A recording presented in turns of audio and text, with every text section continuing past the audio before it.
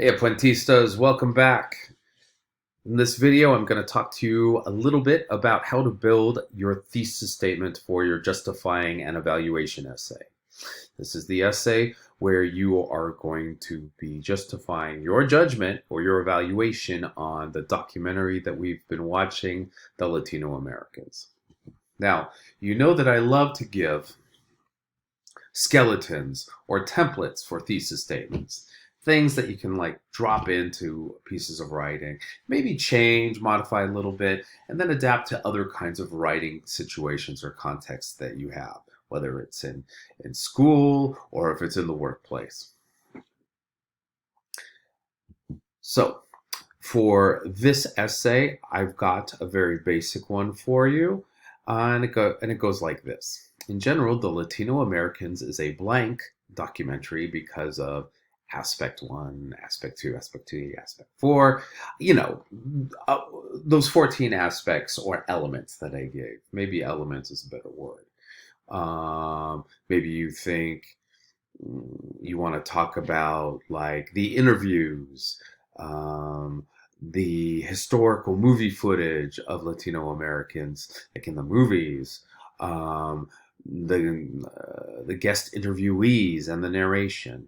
However, there's another aspect or element of the film that makes it something else. Now, this is the blandest, most basic thesis statement you could have. But remember, I'm going to ask you to commit to taking a side. I want you to say that the film is mostly good or mostly bad. Sometimes people want to go split down the middle and just say, it's so, it's in the middle. Um, Sometimes people really feel that way, but in general, when people say that, it means they don't want to commit for whatever reason. They don't want to take a side. And I'm going to ask you to take a side because it's going to be an easier paper to write, believe it or not. And also because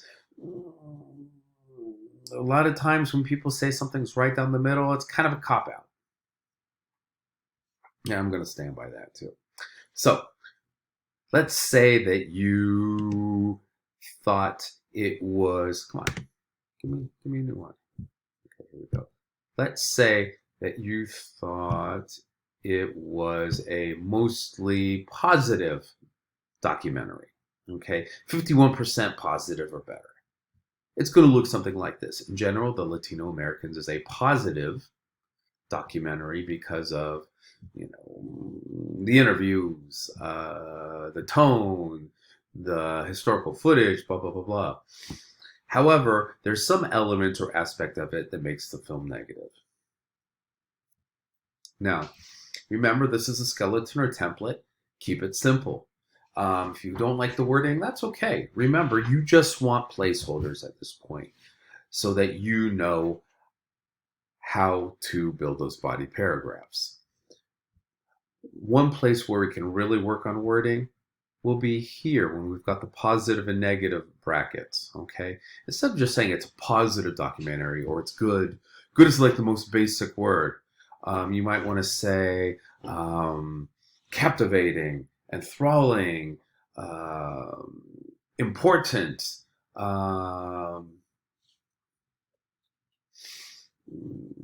informative, entertaining. All of those words have a positive charge to them.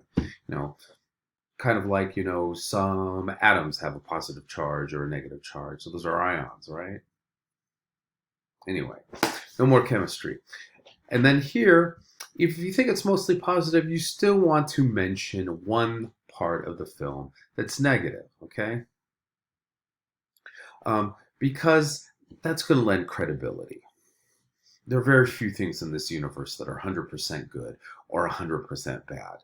And when you commit to saying something is 100% good or 100% bad, people are going to tune out. People are going to think you're phoning it in, and you're going to lose credibility or believability. And we all have had this experience just in our daily lives when somebody comes up to you and says, oh, you got to meet my new girlfriend. She's perfect. As soon as you hear that somebody else's, boyfriend or girlfriend or whatever significant other is perfect, your eyes start to roll into the back of your head. You're like, oh yeah, boy, here we go again. They're whipped, and you're not gonna have an easy time believing that person. So even if you love this documentary, you got to be able to talk about some area of improvement. And again, that makes people want to believe you and want to engage with your evaluation. Super important. Now, maybe you think it's mostly negative. And by mostly, I mean like 51% negative or farther. That's totally fine. You can love this documentary or hate it. It makes no difference to me in how I grade this essay. Okay. What I'm looking for is you putting forward a clear judgment and you supporting that judgment with specific examples. So maybe you think it's negative. So you would say something like The Latino Americans is a negative documentary because of these different elements. Maybe you're going to say is a boring documentary. I think boring is a really overused word. Is an incomplete documentary. Is a biased documentary. Is an amateurish documentary. All of those might be a little bit better. But if you just want to put negative in as a placeholder, as a bookmark for right now, do it. I'm totally fine with that. But again, even if you think it's mostly negative, you need to talk about something in the film that you thought was positive. And again, that's about really refining your own critical skills and also refining your ability to become credible when you're speaking to people about your judgment calls, your evaluations. I'm not asking you to lie, of course, but if you really think this documentary is 100% positive or 100% negative, I'm going to ask you to dig deeper. I just am. Find something, talk to people, look at other people's drafts. All of these things will help you. Because, this is really the beginning of us thinking about how to be better at persuading people in our writing and also in our speaking. And notice here that I've put the word documentary in here instead of movie or film. You've got to put this documentary that we're watching into context. It's a documentary. If you are saying it's a boring documentary because Avengers has more action in it, Avengers is like a multi-million-dollar, fantasy blockbuster movie. It's not the same kind of movie. You've got to compare Latino Americans to other documentaries you might have seen and remember. You probably have seen them in school. Even news shows might work for it. Something non-fiction. So, moving on from that. Judging words are going to be important too. Words that have that strong positive charge, or that very strong negative charge. Now, when you look at that example essay that I gave you about El Norte, you'll see some of those. I'm not going to dwell on that too much because I know some people are going to work on this with me or with Maritza, our pal. But what's also going to be really important for us to start thinking about is how we build our paragraphs in our essay. Our first two essays are really narrative structure. Those different story points that we talked about. And we saw them both in the Remembered Event essay and in the Profile essay. The beginning, the introduction, the rising tension, the climax, the highest point, the decreasing tension, the resolution and learning moment. We organized our paragraphs through that. But when we're looking at nonfiction, where we're just trying to get across information to somebody else, or we're trying to convince people of our opinion, that's based on information, there are some very strong ways to order our paragraphs. I strongly suggest you put this in your notes because this is what I'm going to be looking for in your body paragraphs. This is an acronym, TRIAC, for 5 different elements of a body paragraph in practically any kind of nonfiction writing that you're going to do in college. The T stands for topic sentence. It's kind of like a mini thesis statement. It captures the biggest, most important ideas of the paragraph. Next part is the R, restatement or restriction. Now, this is an optional element of the paragraphs as far as I'm concerned, but if you're really worried that your audience is going to have trouble understanding what you're writing about, or is going to get lost, or it's something super new to them, you might want to restate that topic sentence in different words in order to make sure they really get the main idea. Restriction is different from that because what restriction does is it takes the topic sentence and it makes it even more narrow. It tightens up even further. And again, these are really important elements, but in my grading and in my assessment of your writing, I'm going to consider them option.